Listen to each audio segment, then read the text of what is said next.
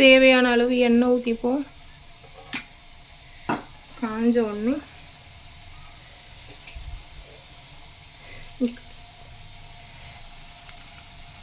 பட்டை, ஏலக்காய் இலை, அதுக்கப்புறம் வந்து பிரியாணி இலை, இது கல்பாசி, அன்னாச்சிப்பூ, கசகசா, லவங்கம், சோம்பு இதெல்லாமே எண்ணெய் காஞ்சோன்னே போட்டுடலாம்.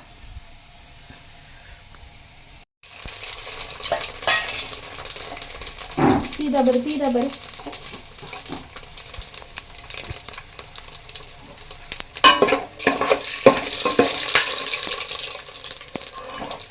ஒரு குட்டியாக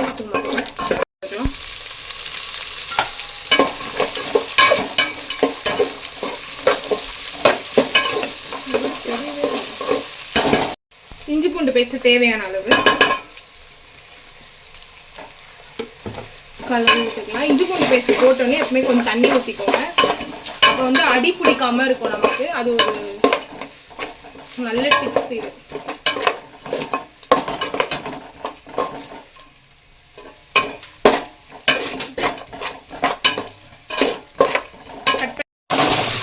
பச்சை மிளகாய் போட்ட கையோட தக்காளியும் போட்டுக்கலாம்.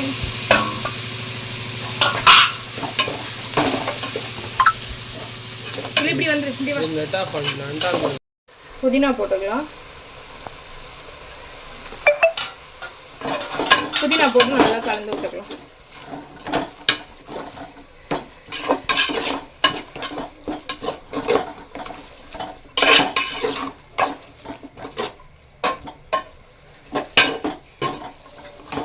காரத்தூள் தேவையான அளவு,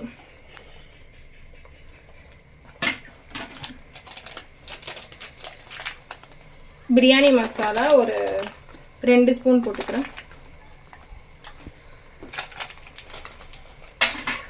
கரம் மசாலாவும் ஒரு டேபிள் ஸ்பூன் அளவுக்கு போட்டுக்கோங்க. கலந்து விட்டுக்கலாம்.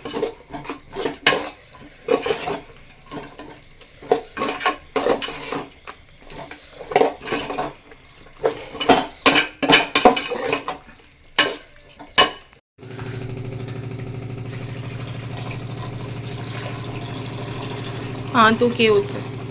ஒரு சொம்பு தண்ணி ஊற்றிருக்கோம். இன்னும் எத்தனை சொம்புரா? எத்தனை? 1.5 காப்படி போட்டிருக்கோம் அரிசி. 1.5 காப்படிக்கு எத்தனை சொம்பு தண்ணி? 1.5 சொம்பு ஊற்ற போகிறோம் தண்ணி. 1.5 சொம்பு தண்ணி ஊற்றியாச்சு.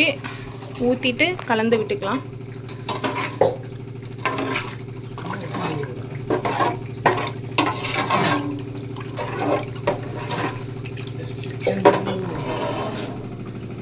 பன்னீர் இங்கே வறுத்துட்டு இருக்கோம். சும்மா மசாலா போட்டால் வறுக்கலாம். நாங்கள் மசாலா போடாமல் அப்படியே இப்போ டைம் ஆயிடுச்சுன்னு சொல்லிட்டு அப்படியே வறுத்துட்டு இருக்கோம். நீங்கள் வேணும்னா சிக்கன் 65 வறுக்கிற மாதிரி வறுத்து போடலாம். கொதிச்சு வந்தோடனே நம்ம அரிசி போட்டுக்கலாம். இதில் தண்ணி கொதிச்சு வருது. இப்போ அரிசி போட்டுக்கலாம். அரிசி போடுறோம். அரிசி போட்டுக்கலாம்.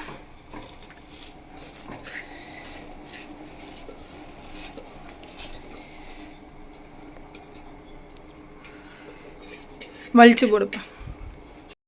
கலக்கி விட்டுக்கலாம். அரிசி போட்டாச்சு. அரிசி போட்டு கலக்கி விட்டுக்கலாம்.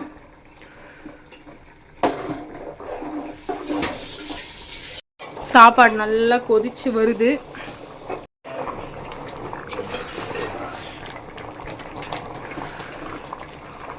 ஆவி பறக்குது ஃப்ரெண்ட்ஸ்.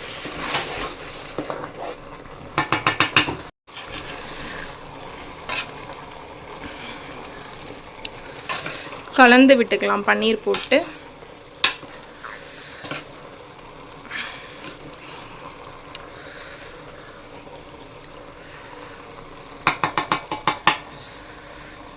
ரெடி ஆயிடுச்சு. ஒரு 5 நிமிஷம் டம் போட்டு இறக்கிக்க வேண்டியதுதான் பன்னீர் பிரியாணியை.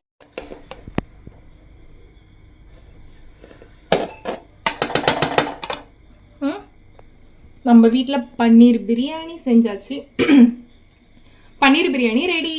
அதுக்கு சைட் டிஷ்ஷா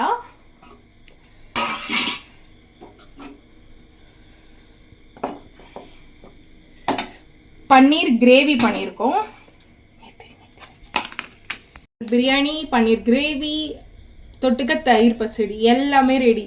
இதான் நம்ம வீட்டோட இன்னைக்கு சமையல். உங்க வீட்டில் என்ன சமையல்ன்றதை மறக்காம கமெண்ட் பாக்ஸில் கமெண்ட் பண்ணுங்க.